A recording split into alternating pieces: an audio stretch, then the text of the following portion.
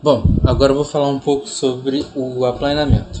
O processo de usinagem que consiste em deixar as superfícies planas, seja horizontal, vertical ou inclinadas, é chamado de aplanamento. Possui apenas uma aresta cortante, né, diferente da furação, que possui duas arestas cortantes, é, e, é, e cuja função é desbastar ou retirar o submetal com movimentos lineares.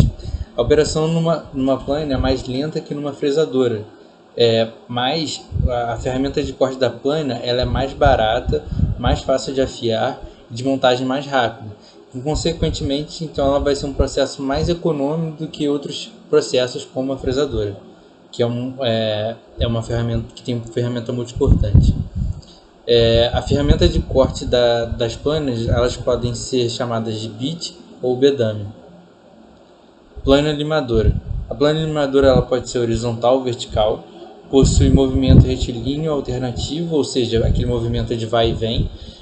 Só realiza o trabalho de corte quando avança, tem um curso máximo aí de 600 milímetros. Então, por causa disso, você só pode usinar peças pequenas ou médias. E com a plana limadora você pode realizar estrias, rasgos, rebaixos, chanfros, faceamento de topo, isso tudo para trabalhos horizontais. E para trabalhos verticais você pode realizar, por exemplo, aí, o rasgo de chaveta. Plana de mesa. O curso da plana de mesa pode ser superior a 1 metro, o que te permite usinar peças grandes. Aí do lado tem uma imagem, né? Você vê que a mesa da plana de mesa é realmente grande e aqui você consegue encaixar peças de tamanhos grandes, como por exemplo motores e etc. Possui 4 ferramentas diferentes que podem estar realizando um trabalho de corte. E aí com isso você gera também uma economia de tempo. As etapas aí da plane. Primeiro você tem que fazer a fixação da peça, né? Tem que verificar se não existem restos de cavaco. E aí se tiver, você precisa limpar ali o local da máquina, onde vai ser colocada a peça, tudo mais. Se você precisar fazer superfícies paralelas, você vai precisar aí também usar cunhas. É bom verificar também o alinhamento e aí, dependendo da exatidão do trabalho, você pode utilizar um riscador ou um relógio comparador. A fixação da ferramenta, que é o próximo passo, ela deve ser presa no porta-ferramentas, que é no cabeçote. A distância entre a ponta e a ponta do bit e a porta de ferramentas tem que ser a menor possível. Isso para você evitar a flexão ali da sua ferramenta. E aí vem a preparação da máquina. Primeiro você precisa fazer regulagem da altura da mesa. E aí você tem que chegar a ela próxima, mas não tocar. Essa proximidade tem que ser de cerca de 5 milímetros. E depois você faz a regulagem do cursor, para ver se o cursor está passando onde você quer. E aí, também na preparação das máquinas, você precisa fazer a regulagem do número de voltas, do avanço automático e ambos os valores, né, do avanço automático e do número de voltas, você pode encontrar eles tabelados, eles vão variar com o tipo do material a ser usinado. Referência inicial. Antes de você iniciar o processo, você precisa fazer o tangenciamento. O que seria isso? Fazer com que a ferramenta ela toque e faça um risco de referência para você saber se é exatamente ali que você quer fazer a sua usinagem. Depois disso você vai fazer o zeramento, que é você zerar a medida do anel graduado, né, para você poder obter a profundidade de corte, né, que você quer. E aí é só acionar a máquina, né? Alargamento. Alargamento é um processo muito utilizado para dar acabamento e calibração no furo. Ela deixa a superfície perfeitamente cilíndrica e lisa, permite uma exatidão de até 2 centésimos de milímetro. É um processo de acabamento, como eu falei na furação, é muito utilizado pós uma furação. Alargadores. Os alargadores eles podem ser manual, e aí você vai precisar de um desandador, que é essa peça daqui. Você vai encaixar o seu alargador e aí com isso você faz o seu alargamento manual. E você também pode ter alargadores mecânicos, né, que você encaixa no seu mandril ou numa bucha cônica. O material dos alargadores, eles podem ser de aço carbono para uma baixa produção, aço rápido para uma produção média e de pastilhas de carboneto para grandes produções em série. Algumas formas construtivas aí dos alargadores. A primeira forma aqui você tem a haste, você tem a espiga, onde você, se você for o caso de um alargador manual, você vai encaixar ele no seu desandador, e no caso de uma lingueta de extração, você encaixa ela na sua máquina, né? E você também tem um corpo, onde você vai ter as navalhas aqui, e essas navalhas elas podem ser retas ou helicoidais, e aí e são elas que vão dar o acabamento do desejado. E aí você tem algumas tabelas aí para cada tipo de trabalho, né? Eu peguei essa daqui, por exemplo, para alguns trabalhos com máquinas, né? E as suas aplicações. E aí você tem aí, por exemplo, se seu tipo de canal for um canal reto e o tipo de ponta chanfrada com um ângulo de 45 graus, quais são as aplicações que você pode ter aí? Você pode usar ela para furos traçantes em materiais de cavaco curto, furos cegos com até 3 vezes de diâmetro de profundidade, e para furos cônicos de pouca profundidade, usar o alargador cônico. E aí você tem mais aí tipos de alargadores e suas aplicações. Outra tabela interessante que eu peguei aí é o material ser usinado e o tipo de alargador. Também, para qualquer processo de usinagem, você sempre vai ter uma tabela que vai te indicar o material ser usado e da forma correta, né?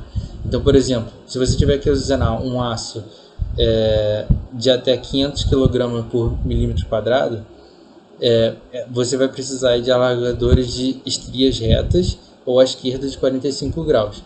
Você vai ter que usar uma velocidade de corte aí de entre 10 e 12 metros por minuto. E aí o avanço, aqui está escrito errado, o avanço em milímetros por RPM, ele vai depender aí do seu diâmetro do furo. E aí, para esses casos aqui, é importante você usar o furo de corte de emulsão. E aqui você tem mais casos, né? Peguei a tabela inteira para mostrar aqui para vocês. E aí tem mais um alargador especial aí, que é o alargador de expansão. O que seria isso? Como o próprio nome já diz aí, é o alargador que expande as suas navalhas. Então ela consegue pegar mais medidas do que os alargadores que têm a medida fixa, né? Então, quando você precisa de uma medida muito específica, por exemplo, eu preciso de 8,43 milímetros, você consegue utilizar esses alargadores de expansão para obter essas medidas. A grande vantagem dela é que a lâmina delas também é removível. Isso facilita também a afiação e a substituição de lâminas quebradas. Ela ajusta rapidamente para medidas exatas do furo, como eu falei no exemplo. E varia o seu diâmetro em alguns milímetros. Então, existe um certo limite, né? Você não pode pegar um alargador de expansão de 8 milímetros e colocar para um furo de 15. Você não vai conseguir fazer isso. E o grau de exatidão dele é muito bom, é de 0,01 milímetros.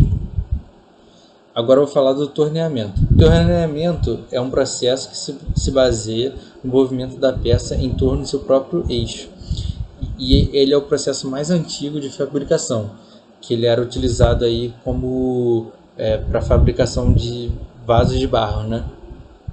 Ele só foi utilizado como metal, né, no início do século XX, então demorou bastante ainda, né, para a gente ter o principal uso do torno hoje em dia.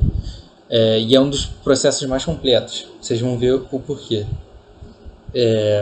Movimentos relativos entre a ferramenta e a peça.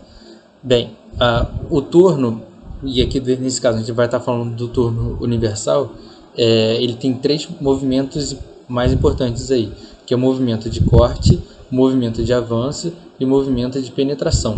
Eles estão indicados aqui nessa figura. Movimento de corte, o que ele seria? Ele é o movimento principal que permite cortar o material, né? É um movimento rotativo realizado pela peça. O 2 seria o movimento aqui de avanço. Ele é realizado, ele é a ferramenta que vai deslocar e ao longo da superfície da peça. O movimento de penetração, que está indicado aqui no 3, é o movimento que determina a profundidade de corte. E aí alguns produtos do torno. E agora vocês vão ver por que ela é tão versátil, né? O torno ele consegue produzir diversos tipos de produtos, né? Por exemplo, você consegue fazer produtos de superfície cilíndrica, excêntrica e incêntrica também. Desculpa, internas e externas. Você consegue superfícies cônicas externas e internas. Você consegue roscas também externas e internas. E também perfilar superfícies. O que seria isso? Vou fazer uma superfície com vários perfis. Outros produtos de torneamento. Você também pode usar seu torno aí para você fazer uma furação, para fazer um alargamento, para fazer para você recartilhar o material. Você pode utilizar também para fazer roscas com macho e rosca com cocinete. Aqui são algumas peças do torno, né? As peças principais aqui são a placa, onde você vai colocar a sua peça. Você tem o cabeçote móvel, o carro de porta-ferramenta, o carro transversal, que vai fazer o movimento de avanço, e entre outros. E aí, uma das partes mais importantes aí também, que é a placa, você tem essa placa universal de 3 castanhas. A castanha é onde você vai prender seu equipamento na placa. E ela pode ser colocada de diversas maneiras e tem de formas diferentes dependendo da aplicação desejada, né? E aí você tem outras partes aqui, a guia, o corpo, a face, o furo e entre outros. E é isso.